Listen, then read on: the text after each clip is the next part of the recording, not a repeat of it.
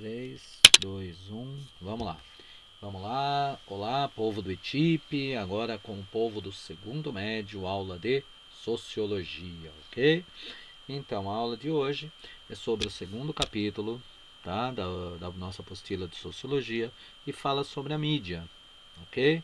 Fala sobre a escola de Frankfurt, né, na Alemanha, e sobre a influência da mídia no comportamento das pessoas, ok? Tendo por base aí o nosso resumo, né? Eu vou estar publicando para vocês o resumo com esses comentários, ok? E assim, a gente fala de propaganda e sociedade de consumo.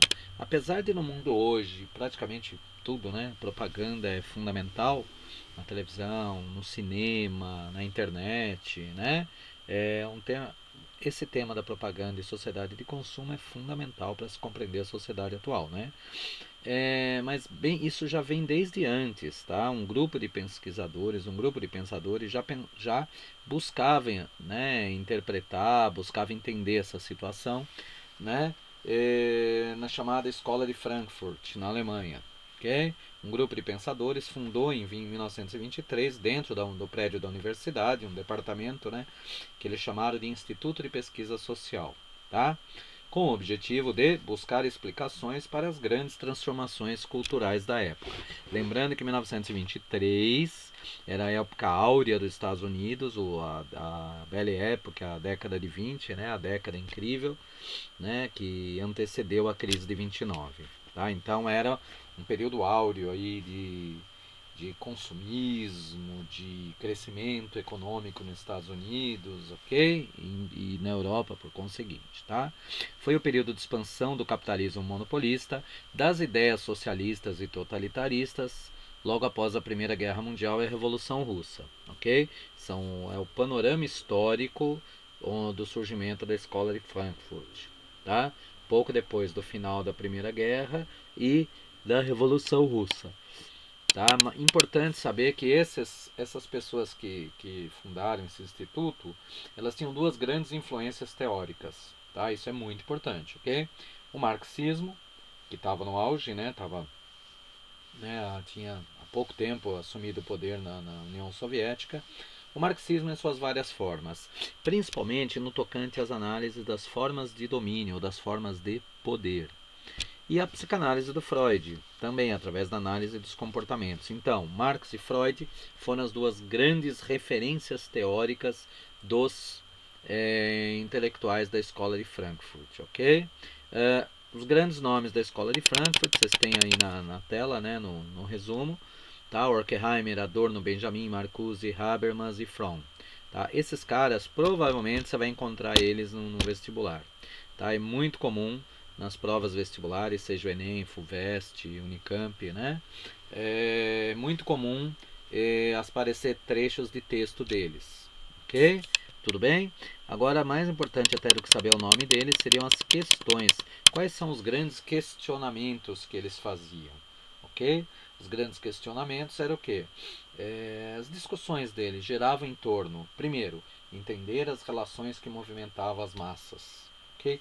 Como as massas, lembrando que a aula é de sociologia, o estudo da sociedade, do comportamento da sociedade. Então, assim, o pessoal da escola de Frankfurt, né, eles buscavam entender as relações que movimentavam as massas populares e analisando criticamente os meios de comunicação.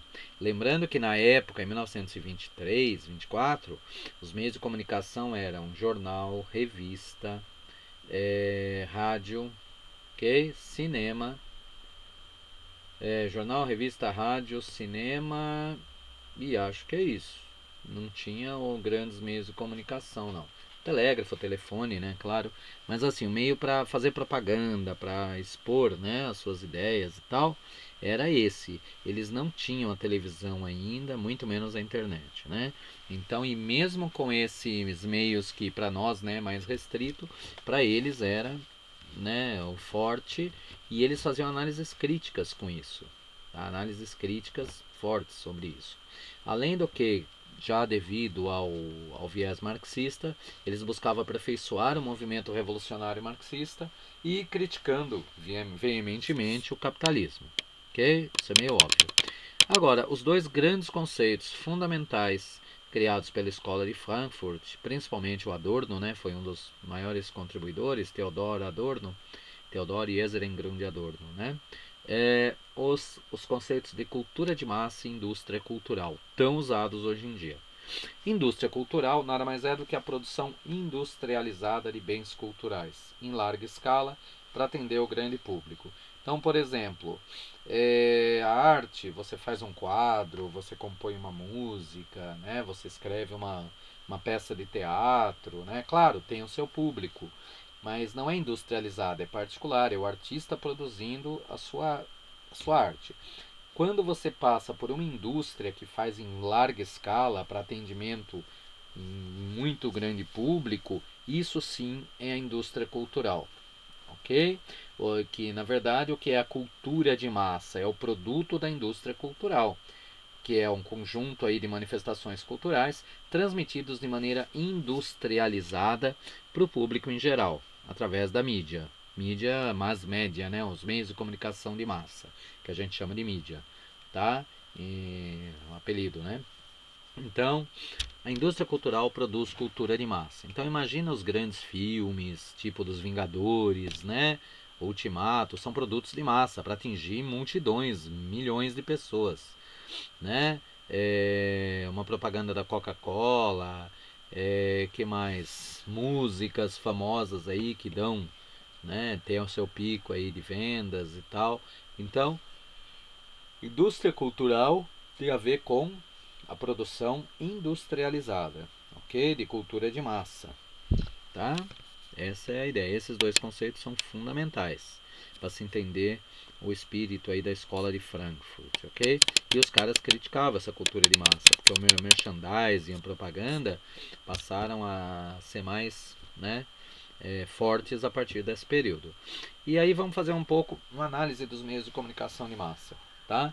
Começa com os programas de TV e rádio, né, principalmente televisão, mas uma boa parte dessa análise dá para transportar agora para a internet também, tá?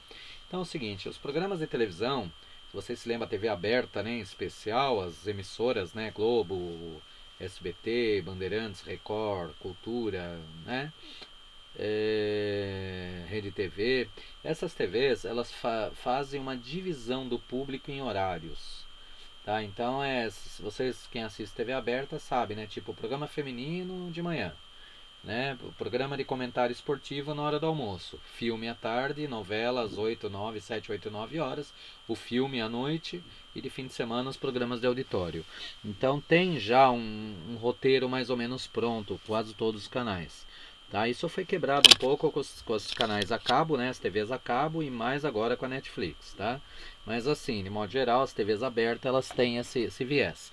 Por quê? Para atender as exigências dos patrocinadores. Porque segundo eles, o público-alvo de cada propaganda ou de cada público tem um horário mais específico. Isso é feito por base em estudos. Agora, se a gente pensar um pouco nos noticiários de televisão, jornais, né? A desinformação é o grande resultado disso. Aí você fala, nossa, você é louco? Como assim? Desinformação? Eu assisto o jornal para me informar e vou sair desinformado? Pois é, devido a vários fatores. Primeiro, o acúmulo de informações superficiais, numa velocidade muito rápida. É uma notícia, é 30, 40 segundos, vai para outra, vai para outra, vai para outra. Você pega um volume muito grande. Muitas vezes, dependendo do jornal, você está na última notícia, você não lembra mais qual foi a primeira. Segunda, a falta de localização espacial. E terceiro, a falta de localização temporal. A gente perde as referências, principalmente com a internet agora. Cara, China igual Paraíba, o exemplo que eu dei aí no resumo. Tá? Aconteceu na China, aconteceu na Paraíba, aconteceu, sei lá, em Sapopemba, é a mesma coisa. Tá? Porque assim a gente perdeu um pouco o referencial espacial. O mundo virou uma grande aldeia global. Tá? Falta de localização temporal, ou seja, a relação causa-consequência a gente perde-se um pouquinho. A gente só existe o agora. Ontem já é passado, 2 meses depois é história já. Tá? O pessoal nem lembra mais, né, o que aconteceu há 2, 3, 4, 5 meses atrás. Um pouco mais talvez. Então o agora é o mais significativo. Ok? Ou seja, com base nessa análise, né, bem simples, né, bem resumida, a TV, o rádio e agora a internet, eles podem nos oferecer o mundo num instante, mas fazem nos mostrando retalhos fragmentados. Tá? O mundo real acaba desaparecendo, a gente passa a ter versões da realidade, que sem conexão com espaço e tempo. Tá? Então o produto que aparece, ó, a única informação é compre. Tá? Não tem um histórico do trabalho, né? de como é produzido. Né? Então, de modo geral, é uma realidade desprovida de raiz no espaço e no tempo. E assim, qual é o efeito da mídia no comportamento das pessoas? Não de todas, né? Mas assim, ela se aplica principalmente à televisão, mas dá para interpretar de alguma forma relacionado à internet. Primeiro, inversão entre realidade e ficção. Você quer uma prova disso? Repara nas conversas que você tem com seus colegas de escola, tá? Mais da metade do tempo, muitas pessoas conversam mais sobre a ficção do que sobre a realidade. Filme, série, anime, programa de televisão, ok? Então a gente passa games, a gente passa muito mais tempo conversando sobre a ficção do que sobre a realidade. Claro, a ficção é muito legal, muito mais legal do que a realidade, né? Dispersão da atenção, criando o hábito de pensar fragmentado. Imagina uma criança pequenininha que vê 3 horas de televisão por dia, desde pequenininho, os 3 aninhos de idade. Cara, essa criança, à medida que cresce, né, vai aumentando o número de horas, quando ela tem a idade de vocês aí, na faixa dos 15, 16, ela já vai ter perto aí de 5.000 horas de televisão na cabeça, né? Ou seja, olha a doideira que é. Isso acaba condicionando a nossa mente a pensar fragmentado, porque você tem os trechinhos de propaganda, os filmes que são cortados, né? Isso na TV aberta, né? Então acaba criando o hábito de pensar fragmentado. A criança não consegue mais prestar atenção em alguma coisa por mais que 10 minutos.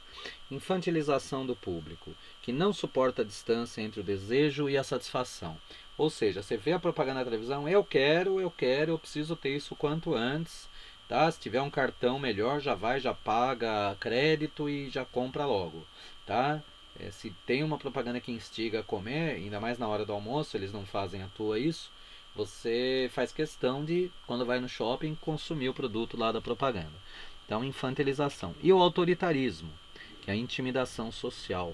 Parece que tem especialistas, em toda a televisão tem especialistas que nos ensinam a viver, tá? Como se a gente não soubesse, né? Então tem especialistas em tudo na televisão, na internet agora principalmente, tá? É doutor disso, doutor daquilo, dando dicas de tudo. E com esse efeito, a mídia transforma o público numa massa inculta, infantil, desinformada, passiva, tá? Isso são assim alguns efeitos, tá? Esse assunto dá pra gente trabalhar muito em cima dele, tá? É que o tempo aqui é um pouco curto, então a gente vai fechar por aqui, mas assim, é um tema que vale a pena a gente pensar, pesquisar e conversar um pouco mais sobre isso. Assim que tiver oportunidade, a gente fala mais. Se vocês tiverem algum exemplo de mídia aí, de programa, de filme com inserção publicitária, só para vocês terem uma ideia, os filmes dos Vingadores, né? Só foram 4, não é isso? Se você juntar os 4 filmes dos Vingadores, foram mais de 100 empresas anunciantes nesses 4 filmes. Tá? Somando os 4 filmes, foram mais de 100 empresas anunciando a sua marca, né? Olha a doideira, ok? Essa é a cena mais icônica, né? Duas, né? Com o Homem de Ferro, Tony Stark. Lembra no primeiro filme, quando ele desce com o helicóptero lá na torre dele e tem com um saco de lanche e ele entrega o saco para a menina, a secretária dele. Ah, não vai dar tempo de comer, fica com você aí. E a câmera dá um foco na sacolinha que é do Burger King, ok? Que obviamente pagou por essa inserção. Além do carro, né? Ele vem o Audi lá, aparece a câmera dá o foco no logotipo do carro quando ele chega. Né? Um monte, tá? Tem mais de 100 inserções publicitárias num filme desse, tá? Tudo bem? Então aqui, ó, tá aqui os exercícios da apostila, vão dar uma olhada neles, façam e a gente conversa na próxima live. Tudo bem, meu povo? Muito obrigado pela atenção, um super beijo, cuidem-se e até a próxima, pessoal.